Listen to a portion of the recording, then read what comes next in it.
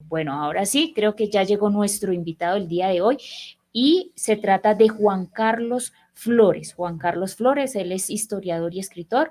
Flores, pues, en nuestro invitado ha participado durante más de 2 décadas en la política colombiana, desde su intervención como asesor en la Asamblea Nacional Constituyente de 1991. Por supuesto, también se ha destacado por su enfoque en el desarrollo urbano, cultural, ciudadana y control político en Bogotá. Bueno, aquí, aparte de esto, pues él también adicionalmente fue director en el Departamento de Historia de la Universidad de los Andes. A finales de los años 90 promovió la creación de varias permanentes para bicicletas que posteriormente pues recibirían el nombre de ciclorrutas. Asimismo, ha publicado innumerables columnas, artículos y estudios sobre la gestión urbana en publicaciones tanto nacionales como internacionales. Un invitado de lujo el que tenemos el día de hoy y le vamos a dar la bienvenida a Juan Carlos Flores. Juan Carlos, tenga usted muy buenos días y gracias por aceptar la invitación a este espacio del Solidario. Muy buenos días, un placer estar aquí con ustedes. Bueno, Juan Carlos, muchísimas gracias por acompañarnos y aquí tenemos muchas preguntas y muchas dudas, bueno, que ya vamos a ir resolviendo con nuestro invitado. Juan Carlos, muchísimas gracias por aceptar la invitación, por este espacio que es importante hoy, próximos a este 20 de julio, 212 años de la independencia. Yo digo independencia entre comillas, porque hay muchas cosas aquí discutibles. Quisiéramos hacerle algunas preguntas que usted nos ayudara aquí a analizar y seguramente a compartir con nuestros seguidores en las redes sociales, aquí en el centro del país. Juan Carlos, ¿cómo podemos contextualizar esta fiesta patria este próximo miércoles y la relación con los tiempos que afronta hoy el territorio nacional? Gracias, Miguel, gracias, Paola. Bien, esta es una fecha simbólica de independencia, no es la independencia como tal. Fue una fecha cuyo significado se construyó muchas décadas después, a lo largo de la segunda mitad del siglo XIX, porque en ese momento, en el año de 1810, la gran mayoría de los criollos no estaba pensando en la independencia de España, y eso por una razón comprensible, porque España había sido el dueño de todos estos territorios a lo largo de varios siglos, porque los criollos no tenían experiencia de gobernar por ellos mismos. Eran un grupo importante, privilegiado. Hay que aclarar una cosa. Los criollos no son el conjunto de la población de la América hispana colonial. Los criollos son la élite blanca nacida aquí. Los criollos no son ni los negros, ni los indios, ni los mestizos, ni los llaneros. No son ninguno de los grupos sociales subalternos. Hay dos grupos privilegiados. Uno que tiene en sus manos el poder político, que son los funcionarios españoles a los que se envía desde la metrópoli a gobernar estos territorios. Y el otro grupo, como bien lo describía Paola, con quien era la esposa de Llorente, que era una Ponce bogotana, si mal no recuerdo, o caucana, ya no recuerdo dónde era esta familia Ponce. Entonces ahí había ese emparentamiento. Esos blancos criollos eran, por supuesto, de origen español, pero no eran españoles.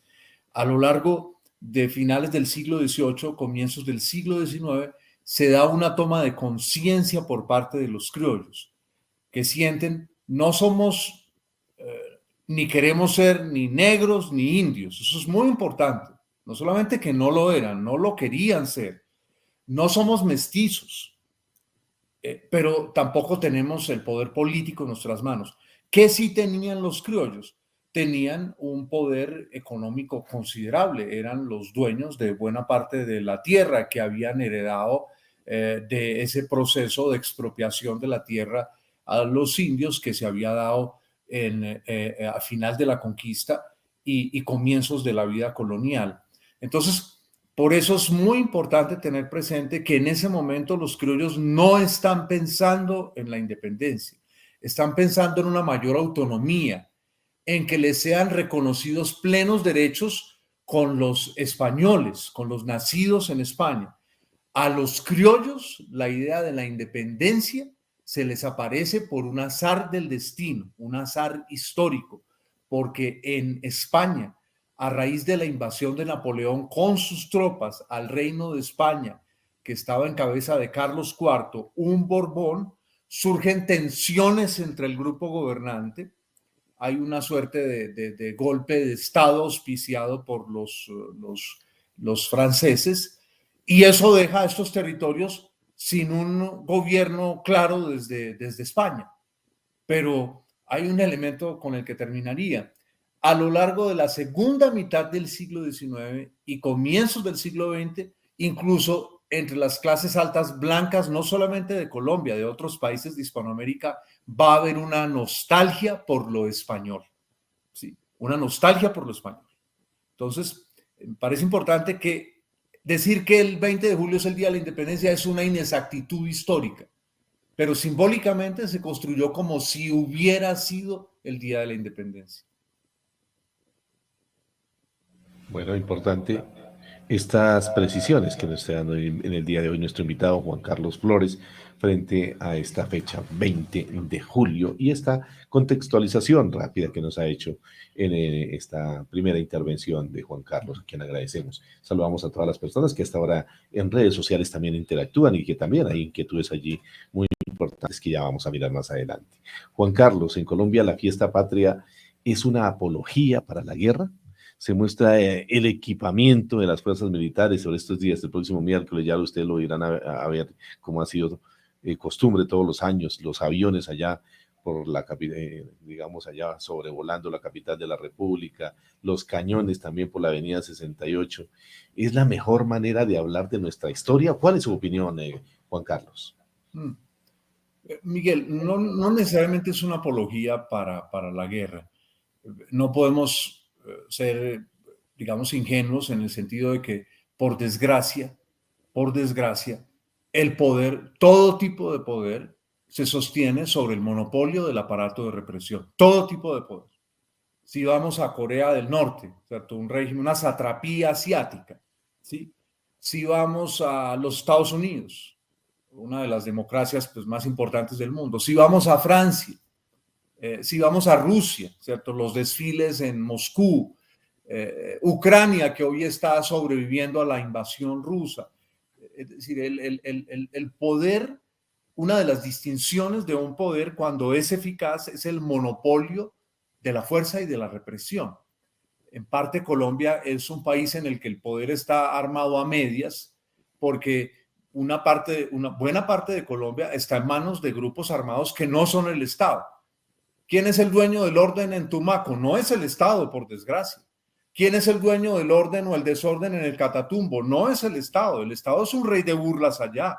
Hace tal vez 2 meses, y un hecho gravísimo ocurrió en el Catatumbo, ni siquiera fue noticia. Estaba unos grupos del ejército y la policía en ese proceso de erradicación de los cultivos de coca. Y salió todo el mundo es todo el mundo, y cercó a la policía y al ejército. Y les dijo, no van a erradicar ustedes aquí la coca. Eso es un ejemplo, ¿cierto? De que no, aquí ni siquiera todavía tenemos un Estado que tenga el monopolio de la fuerza y la represión. Por supuesto, uno quisiese que esta fecha se celebrase. Por ejemplo, yo creo que el 20 de julio hacia el futuro debería celebrarse como una fecha de reconciliación entre esos grupos que en el 20 de julio del pasado no iban por el mismo camino. Porque los criollos, aquí reunidos en Conciábulo ellos, ¿cierto? Los criollos, los blancos de aquí, ilustrados y ricos y con conexiones familiares, lo que querían era ocupar el lugar de los españoles. No querían una mejor forma de vida ni para los negros, ni para los indios, ni para los mestizos. Eso es muy importante dejarlo claro.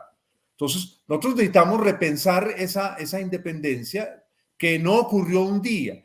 La toma de conciencia de que había un chance para la independencia ocurrió, como lo conversábamos antes, Miguel y Paula, cuando se desploma el poder español. Es decir, queda un vacío y todo vacío se llena.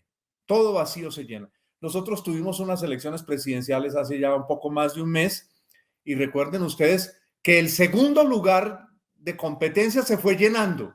Primero fue uno, después otro, y al final, como ninguno de los dos dio la talla para llenar ese vacío, le surgió un competidor en las 3 últimas semanas al finalmente presidente electo. Entonces, yo siento que en Colombia todavía estamos en mora de reconocer la plena igualdad de todos los grupos que conformamos este país. Blancos, de aquí o inmigrantes, indígenas, negros o afrocolombianos, como se les llama ahora también, ¿verdad? Mestizos, que son la mayor población de Colombia, se llama mestizo. En algún momento aquí se trató de resolver eso por el color y en los documentos le ponían a todo el mundo color de la piel, trigueño, ¿sí? Que era una manera como de suavizar las tensiones sociales inmensas que tenemos como sociedad. No somos el único caso. En República Dominicana, un país de mulatos finalmente, para distinguirse de Haití, al que se consideraba más negro que República Dominicana, se le ponía en los documentos a la gente un color, no sé si todavía se haga, color indio. Y ya no habían indios porque fueron exterminados en la conquista.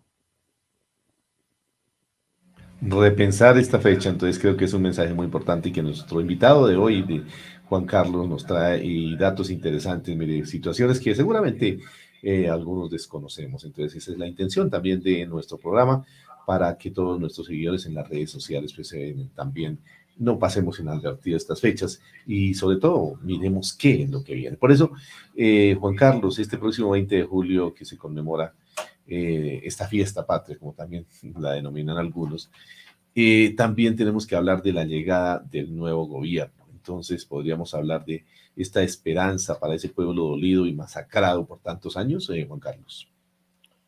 Así lo ve una buena parte de Colombia.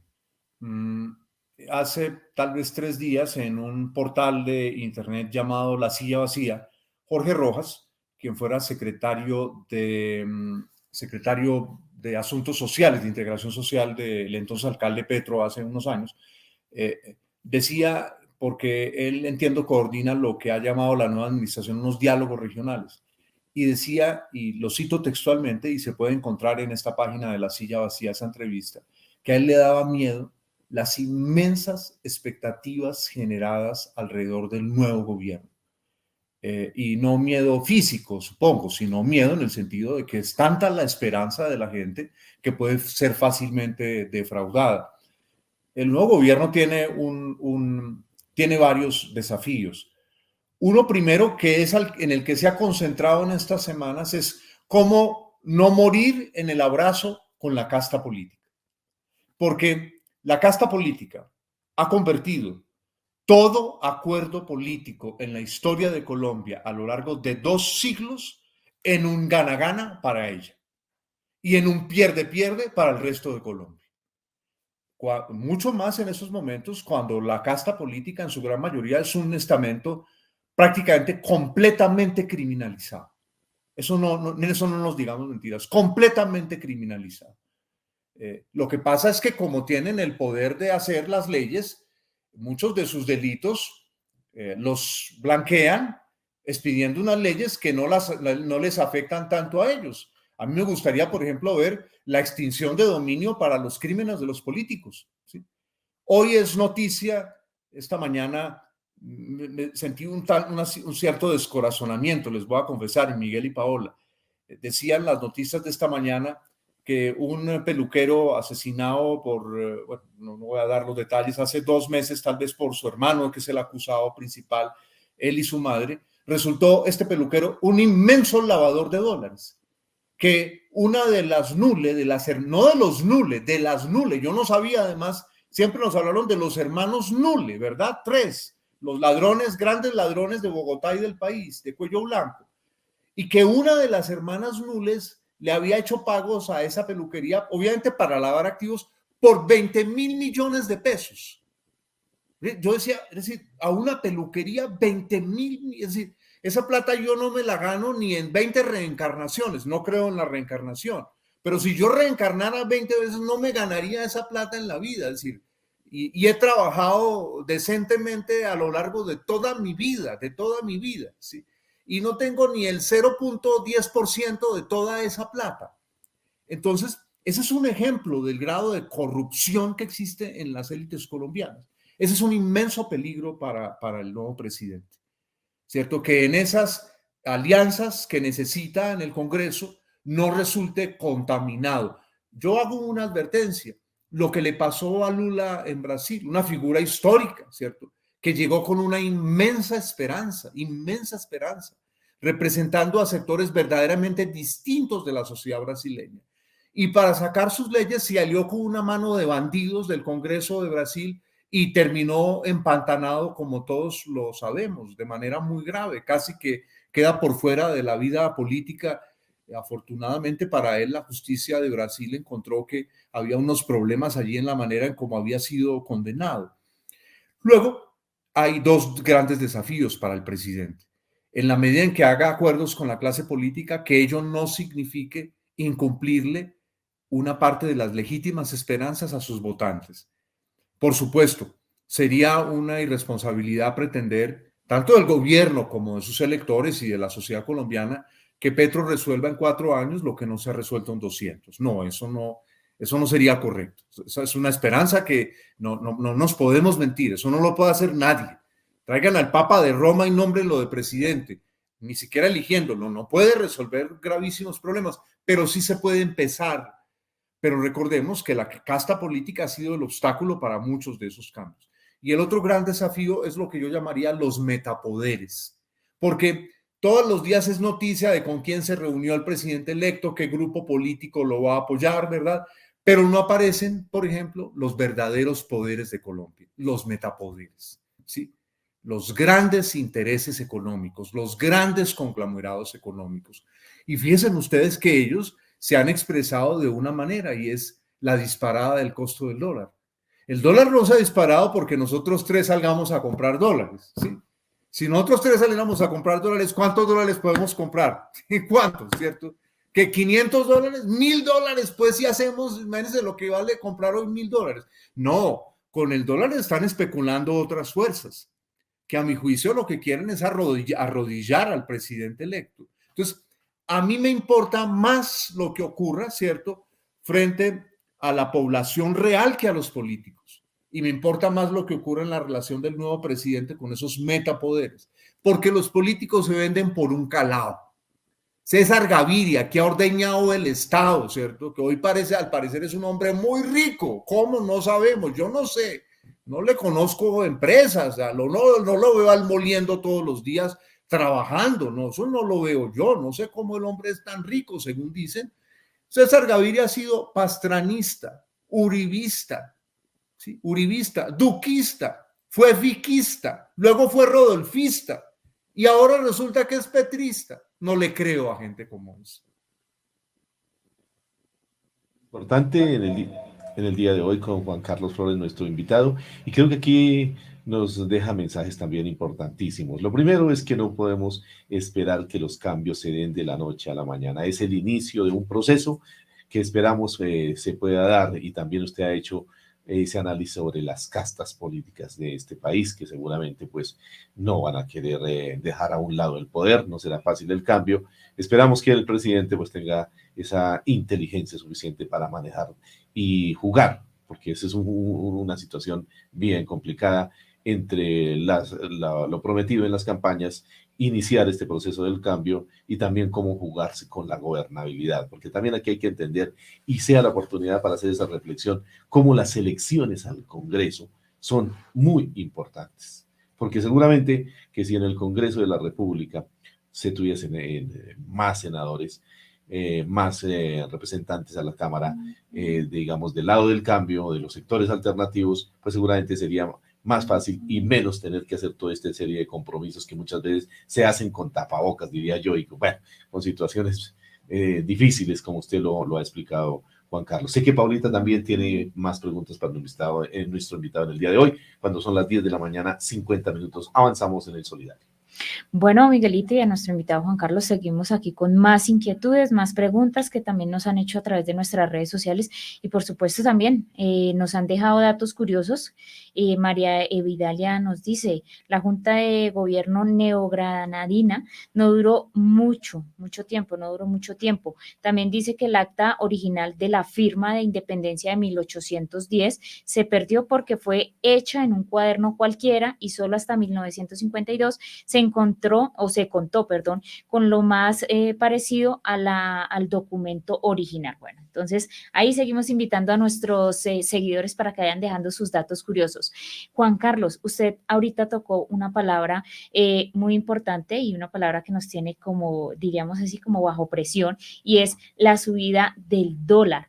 Podemos hablar de libertad nacional y por supuesto también pues en este momento cuando nuestra economía depende del dólar, cuando la tecnología viene dependiendo del origen de China y cuando nuestros alimentos casi que en un 40% son importados. ¿Se puede hablar de libertad en este momento? Sí, se puede hablar de libertad porque esa interconexión es muy antigua. Lo que pasa es que nos hemos hecho conscientes, pero por ejemplo, la palabra inicial dólar fue famosa en el mundo no por el dólar de los Estados Unidos. La palabra dólar surge en México durante la colonia española como poder económico, porque las colonias españolas eran los principales productores de plata del mundo, ¿sí? México y el actual Bolivia en Potosí. Y esa plata, lo que se llamaba el dólar mexicano, era la moneda principal del mundo. El mundo necesitaba esa plata para ponerla a trabajar, la plata que había aquí en las minas. Yo justamente estoy trabajando ahora un tema de la historia de China, de Mongolia y de Rusia a comienzos del siglo XX, hace exactamente un siglo. Y uno encuentra que eso es una guerra y hay varias guerras que se unen. En China se cae la monarquía, Mongolia quiere ser independiente, en Rusia hay una guerra civil, no ha terminado la Primera Guerra Mundial, es una colada donde está metido todo el mundo. Y hay necesidad de buscar recursos para la guerra. Y en los textos que leo, ¿cierto? De Mongolia, de China, de Rusia, todo el tiempo se menciona el dólar mexicano. Entonces, siempre existen monedas que garantizan que se hagan los tratos comerciales a través de ellas. ¿El desafío cuál es? El desafío no es que exista ese poder. El desafío es que aquí nos hemos entregado en los últimos años, no nosotros, por decisión de los grandes poderes, prácticamente es que exclusivamente a dos negocios, la minería y el narcotráfico. Eso no nos engañemos. La economía colombiana, todo eso que dicen los gobiernos, la economía colombiana está creciendo, pero no dicen una verdad. ¿Y cuánto del crecimiento se debe a que hoy todo el mundo quiere meter cocaína, ¿cierto? En Estados Unidos, en Europa, en Brasil, en Chile, en Rusia. Eso es una realidad, ¿sí? Pero eso se lo ocultan los gobiernos. Nunca salió un ministro de Hacienda a decirnos, ¿verdad? Salen a sacar pecho. Vamos a crecer 5% en ningún país de la región, ¿sí? ¿Y qué país de la región tiene las exportaciones de droga que nosotros tenemos? Entonces, me parece que tenemos un desafío de encontrar unas fuentes de riqueza. Eso no es fácil, por supuesto, no se hace de la noche a la mañana, pero fuentes de riqueza que no se basen ni sobre la destrucción de la naturaleza, ni sobre nuestra destrucción moral y ética a partir de la exportación de drogas. Este peluquero que mencionábamos debía ser un hombre trabajador, pero en algún momento descubrió que daba más plata lavarle los dólares a las clientes, ¿sí?, que peluquearlas. Eso es una constatación muy dura, ¿o no? Muy dura, muy terrible. Entonces, ese es un desafío y ojalá que el nuevo gobierno, insisto, lo que necesitamos es empezar. En 4 años nadie puede hacer milagros. Eso sí es muy importante señalar. Sí, muy importante señalar.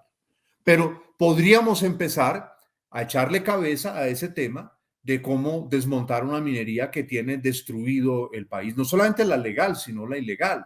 El pescado que se pesca hoy, según investigaciones, por ejemplo, de la Universidad Nacional, en toda la zona de Buenaventura, es un pescado que está envenenado de mercurio. ¿Y por qué? Por el mercurio que se le echa, ¿cierto?, para sacar el oro a todos los ríos de la cuenca pacífica, el oro en buena medida ilegal, ni hablar de lo que está ocurriendo en el Chiribiquete, en la frontera con Brasil, con minería ilegal. Entonces, son desafíos, Paola, pero hay que empezar. El asunto no es solamente lo que tenemos ahora, sí, ese es un problema, pero empecemos.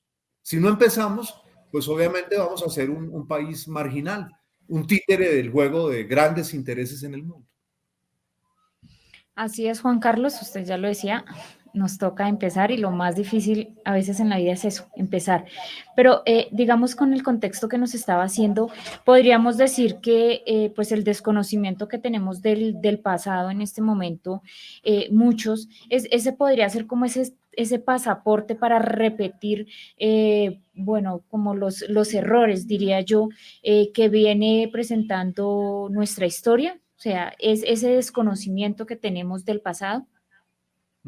En parte sí, pero creo que el desafío más grande, Paula, es cuando no tenemos un diagnóstico preciso del presente. Y nosotros necesitamos un diagnóstico preciso del presente.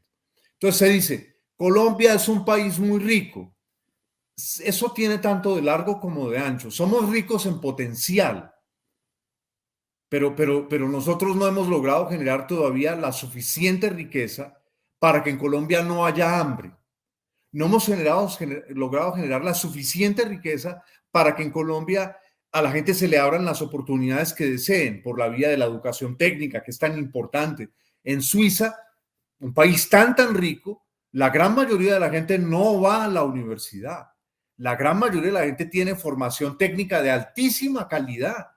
Y con esa formación técnica tiene un nivel de vida tanto o más alto del de las personas que terminan las universidades, ¿sí? Es decir, fíjense que aquí tenemos, ya que ustedes están metidos en el tema de la educación, tenemos un diagnóstico que es impreciso en el caso de la educación. Pensar que el desafío es meter a todo el mundo a la universidad, no, porque necesitamos el otro saber, el técnico, con el cual se hacen las cosas, ¿sí? ¿Cierto? Con el cual se construyen artefactos, se desarrolla la técnica, se crean innovaciones tecnológicas, se hace investigación científica también, porque sin técnicos no es posible la investigación científica. Entonces, yo señalaría que lo crucial, lo que necesitamos es un diagnóstico realista sobre nuestro presente.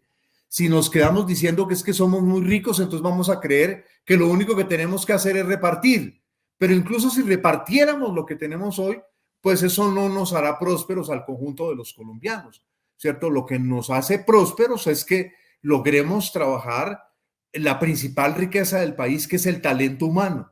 Hasta el día de hoy lo que se trabaja es la principal riqueza de la naturaleza de Colombia, pero necesitamos dar un salto y es trabajar la principal riqueza de todo país, que es su talento humano.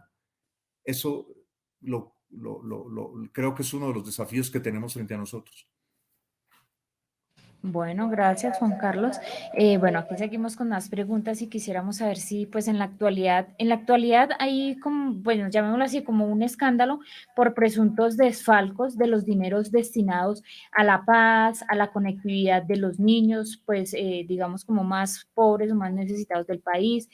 Mi pregunta es, ¿se puede decir que pues que este es un lunar que debe pasar a la historia de un gobierno que promovió la legalidad y terminó siendo un verdadero ejemplo de corrupción? Yo señalaría algo. Este gobierno tiene responsabilidades inmensas, pero el problema va más allá de cualquier gobierno.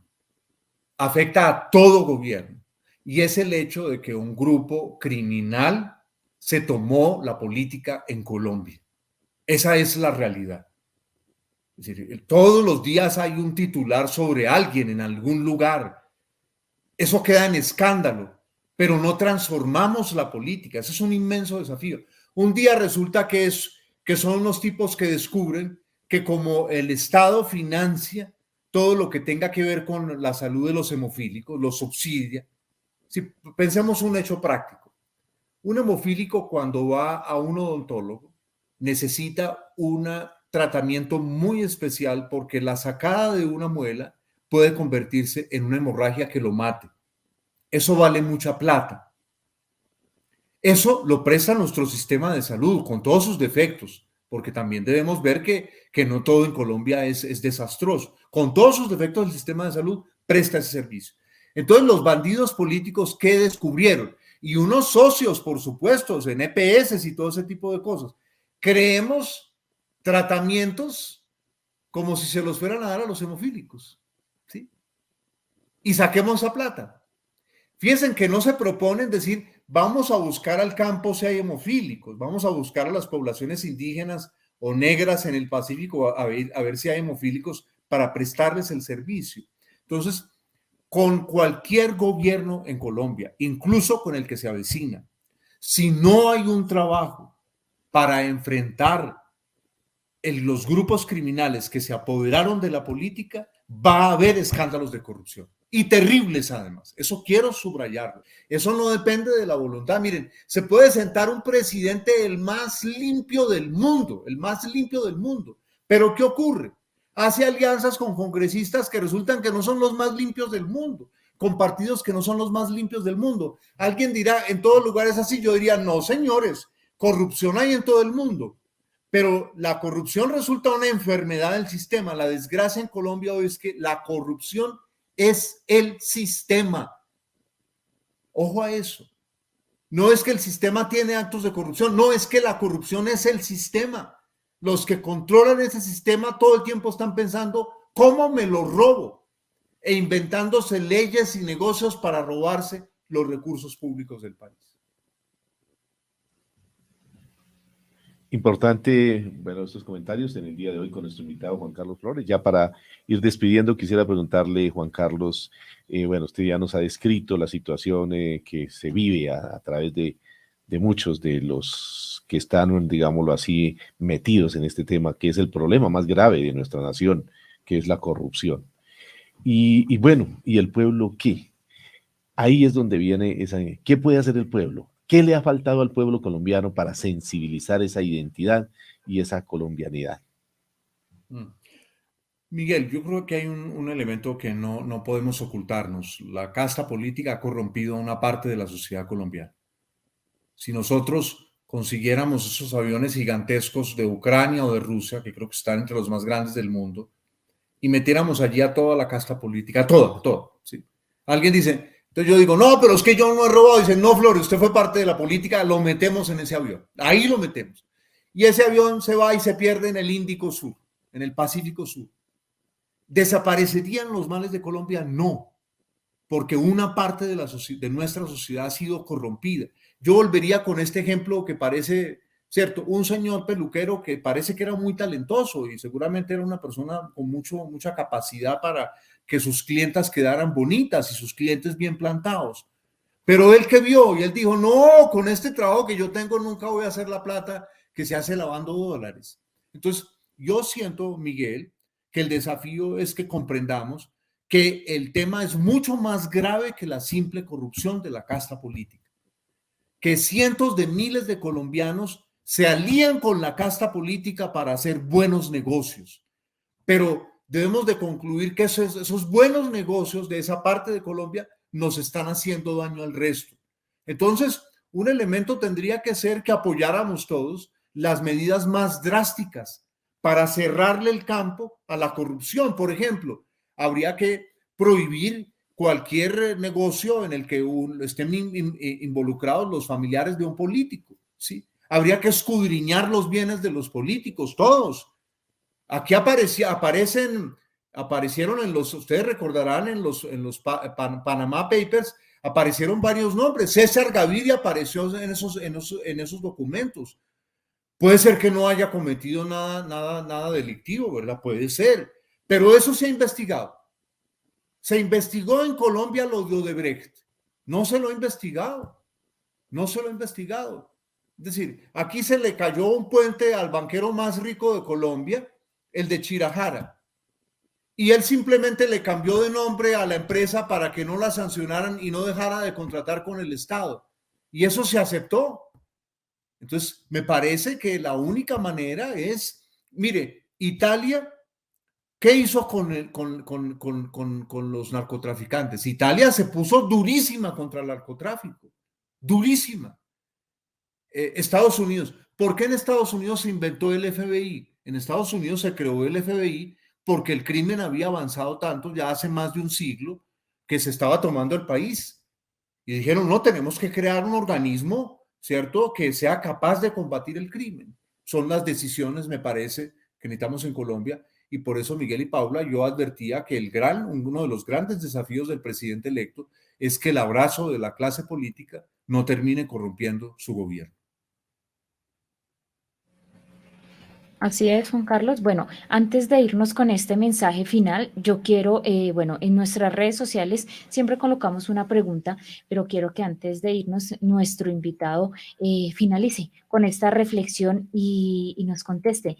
¿Cree usted, Juan Carlos, que la integración de las ciencias sociales constituye una causa de la crisis en la enseñanza de nuestra historia? Sin duda. Y yo voy a ser aún más preciso. Yo creo que eso no se hizo de manera inocente. Se quería que creciese toda una generación que no conociese la historia, que la historia fuera como un sancocho ahí, ¿sí? El estudio de la historia no nos, digamos, el estudio de la historia no nos impide repetirla, ni más faltaba, pero el estudio de la historia, como de otras disciplinas sociales, nos permite tener un mejor diagnóstico del presente. Al final la historia ya se vivió, ya se vivió. El lío es el presente. Y con esa pobreza de estudio de las ciencias sociales en Colombia, pues insisto, eso fue un cambio legal que para mí no es inocente. Eso tenía para ellos una intención clarísima, ¿cierto? Y es que no pudiésemos tener diagnósticos claros sobre nuestro presente, porque finalmente lo que ha consumido buena parte de la sociedad colombiana es industria del espectáculo a través de los medios a lo largo de las últimas décadas. Mire usted, todos los días tenemos un escándalo en los medios y eso nos lleva a tener herramientas de lucha frente a la corrupción. Ninguna, absolutamente ninguna. Y les interesa que vivamos en la idea de que todo esto es un escándalo. No, no es un escándalo. Es resultado de que la corrupción es el sistema de poder en Colombia. Bueno, Juan Carlos, muchísimas gracias. Y ya para finalizar, bueno, necesitaríamos de más espacios como estos. Igual el programa Al Solidario queda con las puertas abiertas para cuando quiera venir a acompañarnos a todos nuestros seguidores, por supuesto también a todos nuestros asociados para recordar esta historia, para aclarar muchísimas dudas. Y bueno, yo quiero despedirlo, pero no sin antes que nos regale ese mensaje final para todos nuestros seguidores, para todos nuestros asociados y por supuesto también para todos nuestros docentes de Colombia. Paula, Miguel, yo lo que diría es, ¿está en nuestras manos el vivir como esclavos o el vivir como seres humanos libres? Un gran abrazo para ustedes, les agradezco de corazón esta gentil invitación que me han hecho.